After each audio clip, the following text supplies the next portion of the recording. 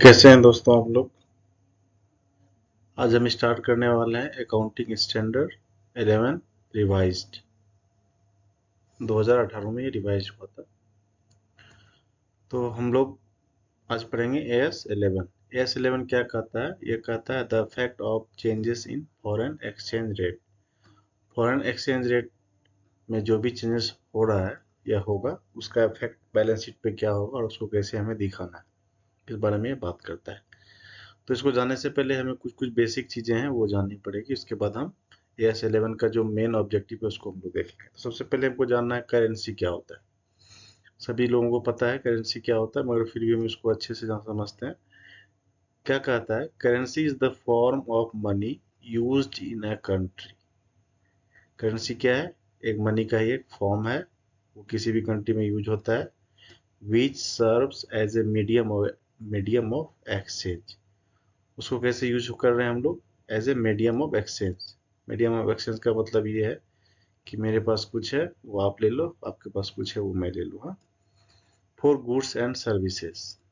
लेकिन क्यों यूज कर रहे हैं? किसके बदले? या तो गुड्स या तो सर्विसेज के बदले यूज कर रहे हैं। ठीक है।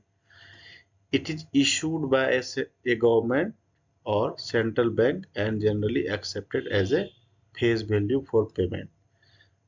और इसको इशू कौन करता है किसी भी कंट्री का? मैक्सिमम वो करता है सेंट्रल गवर्नमेंट या सेंट्रल बैंक, जो वहाँ का किसी भी कंट्री का होता है। और ये हमेशा किस वैल्यू पे एक्सेप्ट होता है? Face value. फेस वैल्यू मतलब जो उस पर लिखा हुआ है वही फेस वैल्यू पे होता है। जैसे 10 रुपए के नोट पे हम लोग क्या करते हैं? 10 रुपए का ही सामान लेते हैं ना, उससे कम तो नहीं मिलता है हमें। ठीक है, तो ये फेस वैल्यू है हमारा। ठीक है। तो करेंसी क्या है? फॉर्म ऑफ मनी है। ठीक है। और इसको हम लोग कहाँ पे यूज करते हैं? एक मीडियम ऑफ एक्सचेंज है गुड्स और सर्विस के बदले में। ठीक है। तो अब करेंसी देखिए, इंडियन करेंसी क्या? रुपीज है। यूएस में क्या चलता है? डॉलर चलता है। ठीक है। तो ये सब करेंसी है। एक बार फिर से हम इसको रिपीट कर देते हैं। Currency is the form of money used in a country which serve as a medium of exchange for goods and services. It is issued by a government or central bank and generally accepted as a face value for payment. That is rupees और dollar. ठीक है।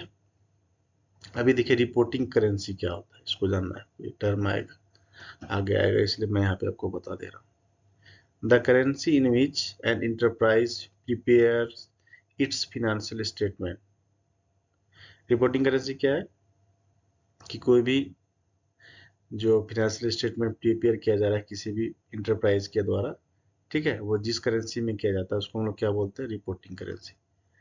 अभी जैसे अगर Indian company है, भारत में ही सिर्फ काम कर रही है, तो वो अपना रिपोर्टिंग करेंसी क्या होगा? उसका इंडियन रुपी होगा, है ना।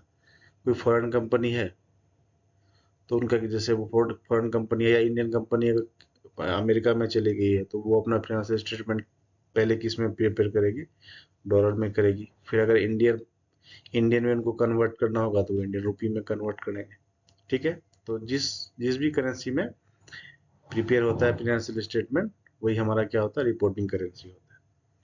चलिए दूसरा देखते हैं, फॉरेन करेंसी क्या होता है। Any currency other than the reporting currency is foreign currency. अब हम रिपोर्ट कर रहे हैं, जिस करेंसी को रिपोर्ट किए कि हम ये करेंसी का यूज करें अपने फाइनेंशियल स्टेटमेंट बनाने के लिए, उसको छोड़ के बाकी जो भी करेंसी होगी जो हमारे देश में नहीं चलती है, ठीक है, या जिसका जिक्र हमने फाइनेंशियल स्टेटमेंट नहीं किया है, वो क्या होगा हमारे लिए? Foreign currency. जैसे यूएसडी हुआ, यूरो हुआ, ये सब। ठीक है। आते हैं एक्सचेंज रेट क्या होता है।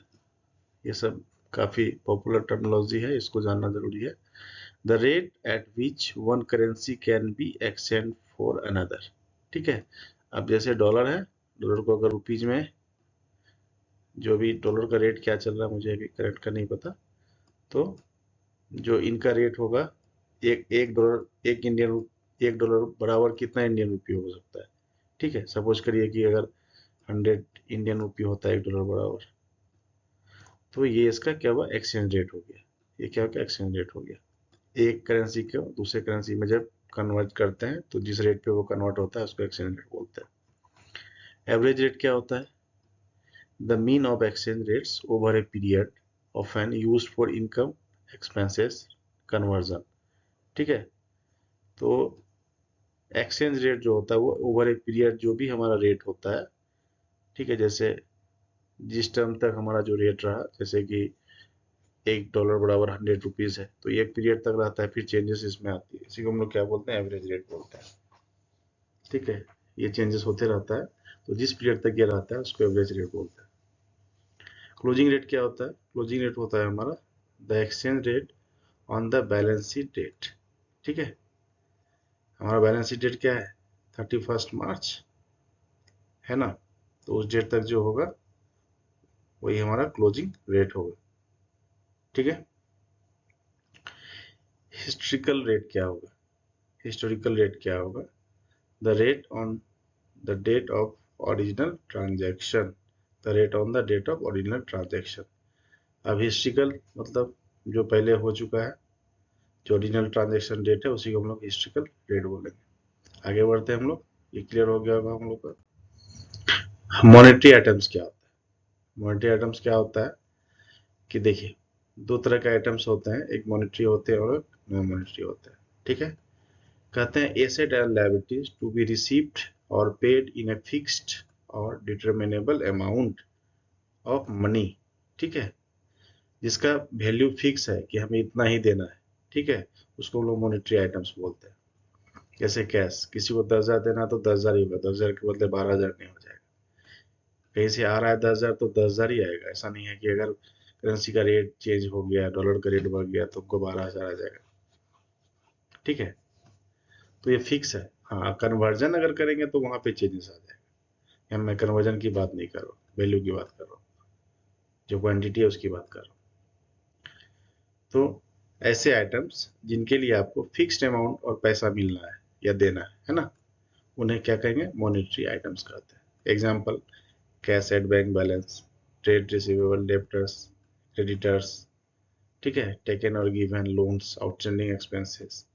इनका वैल्यू चेंज होता है जब एक्सचेंज रेट चेंज होता है। इनका वैल्यू क्या होता है? चेंज होता है जब एक्सचेंज रेट चेंज होता है ना। किनका? मॉनेटरी आइटम्स का।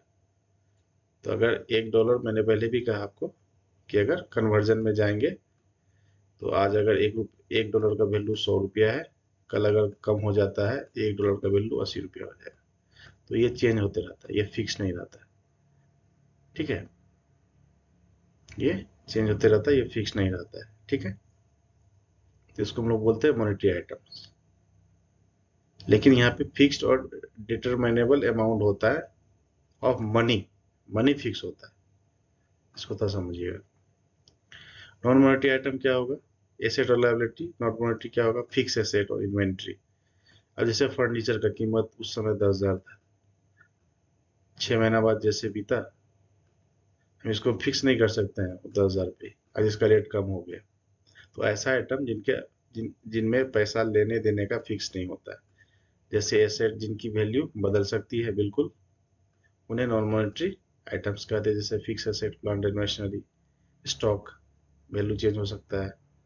इन्वेस्टमेंट, प्रीपेड एक्सपेंसेस, पहले से जो दिया एडवांस, या जो भी खर्चा हुआ है, गुडविल वगैरह, ये सब चेंजेस होते हैं, इसको क्या बोलते हैं? नॉन मॉनेटरी आइटम्स बोलते हैं। इनका वैल्यू फिक्स रहता है। इनका वैल्यू क्या होता है? फिक्स रहता है, या फेयर वैल्यू पे रिवैल्यू होता है, पर फिक्स पैसा देना लेने का काम नहीं होता है। ठीक है, इसका वैल्यू चेंज होगा। और उसका जो क्या होता है, मॉनेटरी आइटम्स में क्या होता है, वो वैल्यू उसका चेंज होते रहता है, वो डिपेंड करता है एक्सचेंज रेट। आगे बढ़ते हैं हम लोग। ये फॉरवर्ड एक्सचेंज कॉन्ट्रैक्ट क्या होता है? FEC. It is a customize agreement between two parties to exchange a specific amount of one currency for another at a predetermined forward exchange rate on a specific future date। ठीक है, क्या कहता है ये agreement है, दो party के बीच में है, एक्सचेंज के लिए। एक अमाउंट का एक्सचेंज हो रहा है, एक करेंसी दूसरे करेंसी में कन्वर्ट हो रही है, और वो भी पहले से डिटरमाइन किया हुआ है। ठीक है, और एक एक्सचेंज रेट भी फिक्स है वहां पे कि हाँ, इसका इतना रेट हो एक्सचेंज का, और ये जब पहले से डिटरमाइंड हो गया तो ये फ्यूचर में भी पेबल होगा। This contract allows the parties to lock in exchange rate in advance. तो अब पहले से जब सब डिटरमाइंड हो गया तो ये लॉक हो गया, डील हो गया, thereby protecting them from potential fluctuation in the spot exchange rate over the contract period. कभी अचानक से अगर रेट वगैरह चेंज होगा तो इसमें तो फ्लक्चुएशन आएगी, तो पार्टी को प्रॉब्लम होगी। इसलिए अगर पहले से हमने एग्रीमेंट करके फिक्स कर लिया है तो वहां पे इस फ्लक्चुएशन का कोई खास इफेक्ट नहीं आएगा। इसको हम लोग क्या बोलेंगे, फॉरवर्ड एक्सचेंज कॉन्ट्रैक्ट, एफईसी है।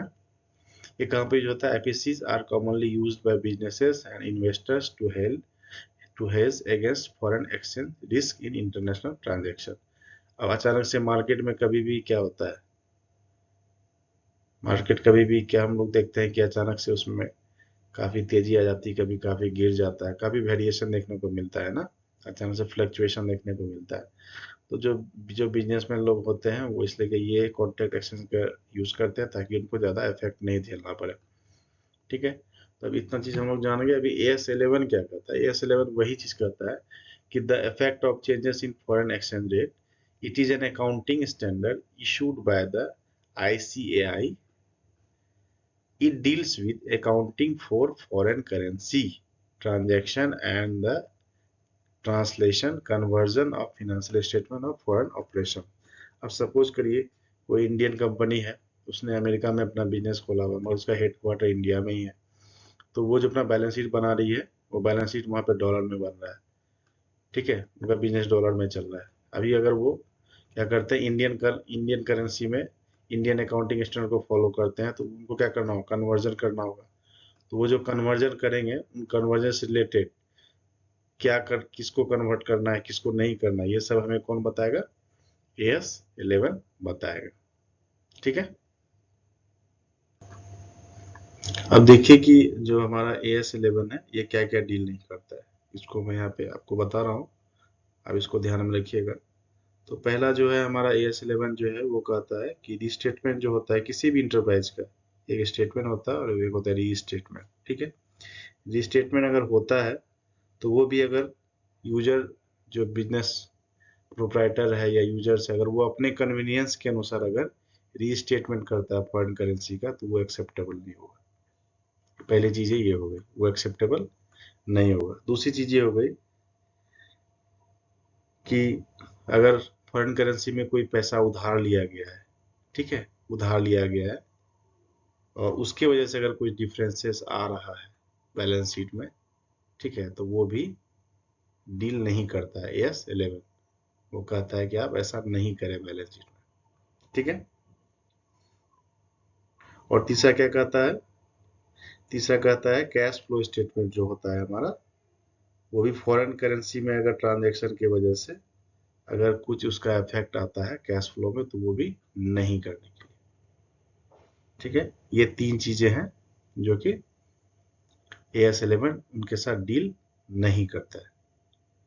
ठीक है, इसके अलावा जो चार पांच चीजें हैं जो हम लोग आगे भी पढ़ेंगे, आएगा ये टॉपिक हमारा कि AS11 जो है डिस्क्लोज क्या क्या करता है, क्योंकि ये टॉपिक ऑलरेडी इतना लंबा हो गया। तो आप बेसिकली याद रखिएगा AS11 के बारे में कि फॉरेन करेंसी से रिलेटेड कुछ भी कन्वर्जन हो, बैलेंस शीट हो, या कौन डील करता है, AS11 डील करता है। इसको आप याद रखिएगा। ठीक है, और इसमें कुछ चीजें रह गई है, आने वाले क्लास में हम इसको डिस्कस करेंगे, वो जब रिपीट आएगा तो वहां पे हम इसको कंप्लीट कर लेंगे। Okay, thank you.